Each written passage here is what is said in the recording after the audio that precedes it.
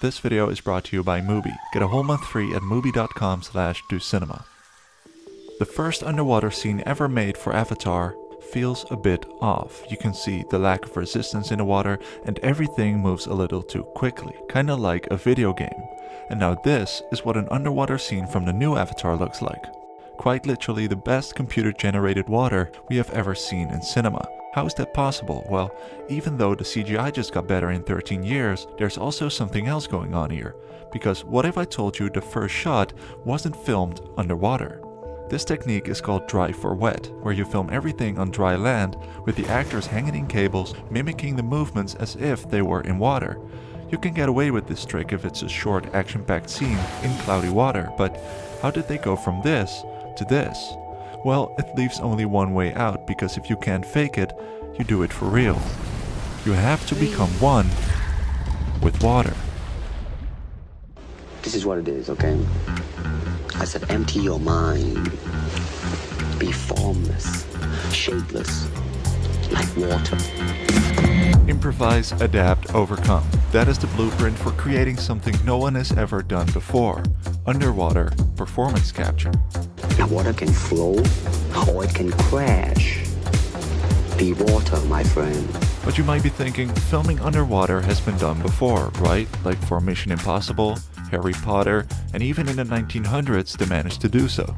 But here's why Avatar stands out. You probably noticed that the suits the actors are wearing are covered in dots. This technology is called motion capture, and every single one of those dots is able to capture the slightest movement and facial tic of an actor. These performances can then later be mapped onto digital imagery, which is the reason why their expressions and movements look so real, simply because they are real. Supposedly, George Lucas was the first to ever try motion capture for Star Wars, but he didn't like how it looked, so he cut it out. So we spent $100,000 on that suit that we didn't need to spend. All jokes aside, if you want to use this technology underwater, you're running into quite some issues. To give a little indication of what they had to go through, you can't use scuba tanks underwater because it will interfere with the cameras. Underwater 3D cameras did not exist at the time, and how do you not fall into the trap of making things look too real to the point where it becomes fake? To solve these problems, you need someone who knows the way of water, an expert that has made the underwater world his way of life, and that person is director James Cameron himself. Because water has played quite a significant role in Cameron's films and life in general. His two great passions are filmmaking and diving. Not only is he the man who decided to build a Titanic life-size replica for his world-famous movie, he also dove down in a submarine to the actual ship 12 times in his life. He also had some practice during his logistically boggling underwater debut, titled The Abyss, which was shot in an abandoned nuclear plant that he had filled with millions of gallons of water. And to top it all off, after making the first Avatar, he broke the record for diving solo to the deepest trench on planet Earth. That's 11,000 meters, calling attention to the need for more deep-sea research. It's safe to say that Cameron knows his way around water. So they built a giant tank in a studio, which is basically an indoor ocean, where they could adjust the speed of the water and height of the waves. They used underwater jetpacks like these ones, and rideable scooters that were shaped like underwater creatures. This way they could record people trying to get out of the water while they're getting hit by a wave, or film realistic interaction with the creatures on what they called the racetrack, where they could go full speed while the actors were hanging on to them. But now that we have water, there's one tiny hiccup. As I mentioned before, the actors were not able to use oxygen tanks while filming, because every one of those air bubbles is a little wiggling mirror, and the system that's trying to read all the marker dots on the actor's body is like because it can't tell the difference between a marker dot and a bubble, which meant that everybody who was working in the tank had to hold their breath. Cameron said in an interview that if there was somebody down there holding the light, they were holding their breath. Same for camera operators and of course the actors. This meant that the actors had to undergo one whole year of intense training to adapt to the underwater environment. Even though they had to get scuba trained, they didn't use it. It was just to adapt to being underwater for long periods of time. We did work with world-renowned free divers that train Navy SEALs, and he was training us for weeks and months, gets us in a meditative state, and he helps us lower our heart rate. He helps us learn how to, through breathing techniques, techniques like put a lot more oxygen into our bloodstream and eliminate a lot more carbon dioxide so that we can sustain our breath. But what's up with all these opaque balls on the water surface? Well, there was another issue. The cameras had a hard time focusing on the white motion trackers again, but this time due to light reflections. So James Cameron pulled a trick out of his hat from back in the days, because just like for The Abyss, he used thousands of beads to cut light reflections in the water, without obstructing the actors from reaching the surface if they needed to. So they basically functioned as a huge floating diffuser. Horrific little black beads that all of us, I'm sure, have somewhere tucked deep in the folds of our bodies still to this day. James Cameron is known for encouraging actors to go for that extra mile, which resulted in Kate Winslet breaking the underwater filming record, holding her breath for 7 minutes and 15 seconds. It was 7:15. That's very impressive, but we also gotta give credit to the stunt team that consisted of synchronized swimmers and Olympic hopefuls. The wet team, their breath holds are amazing. One of my top guys, his breath hold is like 11 minutes down there, which is ridiculous. Then there's also the challenge of acting emotionally as if you were in the actual environment. But how do you do that if your surrounding looks like a studio instead of Pandora? Well, on the one hand, they had built a digital world that you could walk around in with an iPad. James Cameron could see it all happen in real time with this monitor and then show it to the actors after their take. But for both movies, he also took the actors on what he called a sense memory odyssey. He would go live and hike in the forests of Hawaii to make the actors observe, feel, and smell the environment, to make them aware of how they would have to move. They held their freedive training in Hawaii as well, to quite literally let the actors soak in the underwater scenery, so that when they come back into a pretty sterile environment, they can recall that experience from their imagination. Some of them have likened it to, black box theater, no set, no lighting, no nothing, just the other people. And so their emotional axis in the scene is not distracted by anything. It's just that other actor, they have that with each other. That's all they need. That's all actors need, is an emotional reality.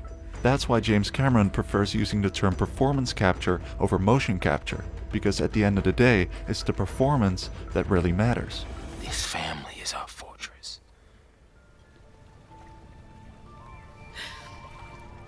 Now, when it comes to shooting underwater in 3D, the camera had to adapt as well, unless you want to use this unit of an IMAX camera. 3D cameras used to be huge and heavy in general, but for the first Avatar, James Cameron worked with Sony to develop this bizarre looking but lightweight camera system, with one camera pointing up and one straight ahead. This rig completely reshaped how 3D movies could be shot, because now they were able to shoot with a 3D camera on the shoulder in a virtual environment, which was something that was unheard of. To put that camera underwater, Sony managed to split the camera body in half so that only the lens and the sensor had to be underwater to make the rig more compact. The footage would finally be transferred to the surface with a cable where the image was processed. This brings us to the image itself. How do you make it look real? Which is where you and I come into play. Because with a movie like Avatar, we go to the cinema with the intention to enter this new world. And during this time we temporarily suspend our disbelief, meaning we let go of critical thinking in order to believe this new reality for the sake of enjoyment. But in order to do so, the image has to be as seamless and immersive as possible, making you forget you're watching a movie, which is the reason why James Cameron shoots all of his movies in 3D. Count the number of eyes in my face. There's 2 of them, and you've got 2, and all God's children got 2, and pretty much every animal, every insect's got at least 2, every fish has got 2. We experience the world through a stereoscopic system, a visual system, and when you see stereo, it gives you an enhanced sense. It triggers little regions in the brain that make you feel like you're really there. Well, what do we want to do with a movie like Avatar or the sequels? We want to take you to Pandora. We want you to live it, breathe it, feel that for that moment, for that period of time, those hours that you're in the dark theater, that this is a real place. 3D, when done right, which not many movies have done in the past, makes it feel like you're really there. The challenge, however, is to make things not look too real to the point where it becomes fake. The Hobbit trilogy, for example, was entirely shot at a super smooth 48 frames per second, but had been widely derided for the film's over-extreme clarity and soap opera effect, showing that more is not always better. The Way of Water solved this by using a new technique called motion grading, which allowed them to switch between the look of the standard 24 FPS in scenes where people were talking and use higher frame rates for action scenes. It's very much like color grading, where the filmmaker changes colors scene by scene, allowing characters or worlds to have a different color palette and feel. And all of this happens on a subconscious level. Nobody is gonna sit there and be like, damn, that motion grading looks sick. But if it weren't there, you would notice. So in the end, by recording hundreds of hours of waves hitting rocks, wind ripples on the surface of water, the movements of seaweed, and Cameron himself providing reference material from his own deep sea dives, VFX company Weta managed to create an AI that is able to generate unique water particles that definitely made things look wetter. What's crazy to realize is they not only had to be ahead of the curve while they were filming, but also 7 years down the line, meaning right now. Because once you've solved the problem of fake CGI water, you never have to solve it again.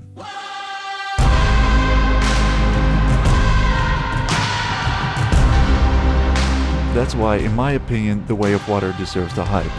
Not only is it James Cameron's homage to marine exploration and the beauty that lies beneath our surface, the technology that they have created is also a step forward for the film industry as a whole, meaning we can explore a whole new realm of filmmaking. And the beauty of it all is that telling a story about learning the way of water started with a production process that was all about understanding water in the first place. If you want to check out more groundbreaking cinema, I highly recommend checking out Mubi. Mubi is a curated streaming service dedicated to elevating great cinema from all around the globe. Every day you'll get to discover something new, from iconic directors to emerging auteurs. With Mubi, each and every film is hand-selected, so it's like your own personal film festival, streaming anytime, anywhere. We work anytime, anywhere. We work Jewish holidays? Anytime, anywhere. Currently, they're showing amazing movies like Portrait of a Lady on Fire, Drive, and Fallen Angels. You can try Mubi free for 30 days at mubi.com/docinema. That's mubi.com/docinema for an entire month of great cinema for free.